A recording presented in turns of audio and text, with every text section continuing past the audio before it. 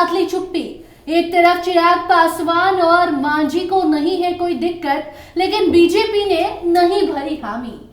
इसके साथ ही आपको बता दें कि बिहार में फिर से प्रशांत किशोर अनशन पर बैठने जा रहे हैं।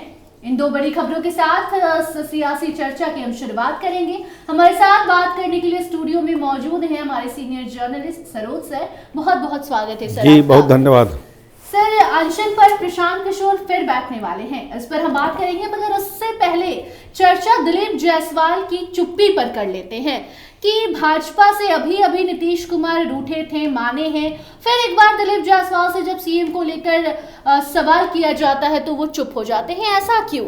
देखिए, ये ऐसा सवाल है जो बिहार के सियासत में रोज गूंजता है जी।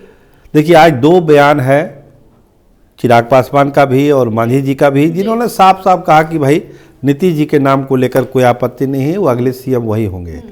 लेकिन एक चैनल को जब इंटरव्यू दे रहे थे दिलीप जायसवाल, तो उन्होंने क्या कहा कि हम प्रदेश अध्यक्ष हैं, हमारी एक सीमा है और हम अपनी सीमा को पहचानते हैं, इसलिए ऐसे सवालों का जवाब हम नहीं दे सकते। इसका मतलब कि हाँ में भी है और ना में भी है। जो बात आप उठा रहे हैं कि भाजपा खुल के नहीं बोल रही है, जिस तरह से चिराग पासवान बोल रहे हैं, जिस तरह से जीतन राम मांझी बोल रहे हैं, जिस तरह से उपेंद्र कुशवाहा बोल रहे हैं, उस तरह से भाजपा नहीं बोल रही है।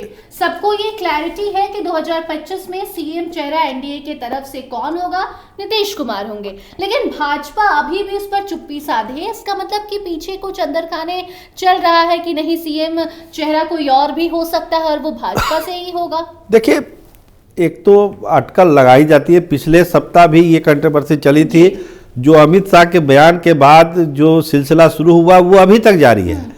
उस पर कोई फाइनल चीज जब तक अमित शाह भी अपने मुंह से कुछ नहीं बोल देंगे तब तक इस क्वेश्चन पर विराम नहीं लगेगा, ये सिलसिला चलेगा। जो दिलीप जायसवाल ने कहा कि हमारी एक सीमा है, हम अपनी सीमा में हैं, हम इस पर क्या खुल के जवाब दे सकते हैं, मतलब एक इशारा वो कर रहे हैं कि भाई हम इसमें प्रतिक्रिया नहीं दे सकते हैं, तय नहीं हुआ है, नहीं हुआ है। हाँ, सही आपने कहा कि तय नहीं हुआ। इसका मतलब कि बीजेपी कुछ न कुछ और दूसरे तरीके से भी सोच रही होगी, क्योंकि जिस तरह से चिराग ने कहा, जीतन राम मांझी ने कहा, उस तरह से दिलीप जायसवाल भी बोल सकते थे। पिछले चुनाव में बोलते भी थे, लेकिन इस बार ऐसा कुछ नहीं बोल रहे हैं। तो इसीलिए इस अटकलों पर और आशंकाओं पर थोड़ा सा हवा बढ़ जाता है कि क्या भाजपा कुछ और भी सोच रही है। बीजेपी ने तब सफाई दी है कि सीएम चेहरा तो नीतीश कुमार ही होंगे, जब इन सब बयानबाजी के बाद नीतीश कुमार रूठ जाते हैं, ऐसी वो प्रतिक्रिया देने लगते हैं, चुप्पी साध लेते हैं, जिसके बाद देखने को मिलता है कि फिर पाला बदलने की खबर चलने लगती है। लगता है कि रूठे नीतीश को कैसे मनाएगी भाजपा, और फिर सफाई आता है कि नहीं, सीएम चेहरा तो नीतीश ही होंगे। लेकिन जैसे नीतीश मानते हैं, फिर सवाल वही खड़ा हो जाता है कि बीजेपी क्यों चुप है सीएम फेस को लेकर। देखिए, बीजेपी में एक लाइन पर क्लियरिटी है कि चुनाव जो है नीतीश कुमार के नेतृत्व में ही लड़ा जाएगा 25 का। लेकिन वहीं साथ साथ जो दूसरा सवाल पैदा होता है कि ठीक है, चुनाव तो आप लड़ गए, अगर आप जीत के आ जाते हैं तो क्या नीतीश कुमार अगले मुख्यमंत्री होंगे? इस पर बीजेपी में हाँ ना की स्थिति है। उनके नेतृत्व में चुनाव होगा, इसमें भाजपा को भी कोई दिक्कत नहीं, उसमें तो भाजपा को फायदा ही होगा। लेकिन क्या महाराष्ट्र वाली कहावत यहाँ भी दोहराई जाएगी, वहाँ वाली कहानी यहाँ भी दोहराई जाएगी? महाराष्ट्र में जब से देवेंद्र फडणवीस मुख्यमंत्री बन गए हैं, उसके बाद से ये सिलसिला शुरू हुआ, फिर अमित शाह का बयान आ गया, बहुत सारी चीज़ें हो गई, गंगा में बहुत सारा पानी बह गया इस दरमियान। तो लोगों को लगता है, खासकर जनता दल यूनाइटेड के लोगों को भी लगता है कि बीजेपी क्लियर कट क्यों नहीं बोलती है कि 25 में चुनाव जीतने के बाद अगले मुख्यमंत्री नीतीश कुमार ही होंगे।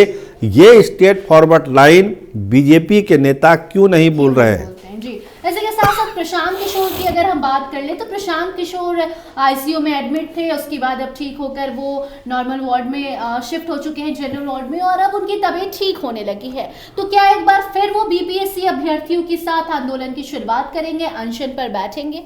देखिए, अनशन तो उनका चल ही रहा है, अस्पताल में भी चल रहा है, लेकिन जिस अनशन की हम बात कर रहे हैं, प्रशांत किशोर पार्ट 2 अनशन, जो जिसका आपने जिक्र किया, जिसमें बीपीएससी अभ्यर्थी भी होंगे और भी इस बार बहुत सारे नए नए लोग जुड़ने वाले। याचिका वो पटना हाईकोर्ट ने स्वीकार कर लिया है और 15 तारीख को उस पर सुनवाई भी होगी, तो ये भी बड़ी अपडेट। नहीं, ये तो अपडेट है, वो तो कानूनी लड़ाई है, लेकिन जनता के बीच जो लड़ाई है, स्टूडेंट के बीच जो लड़ाई है, हम आपको बताएं ये लड़ाई हो सकता है कि 15 से पहले ही प्रशांत किशोर शुरू करें और इस बार कोई विवाद ना हो। तो हम आपको सियासी चर्चा में बता देते हैं कि खोज हो रही है किसी निजी जमीन की, ताकि सरकार की तरफ से कोई अड़चन और अनुमति लेने की जरूरत ना पड़ जाए।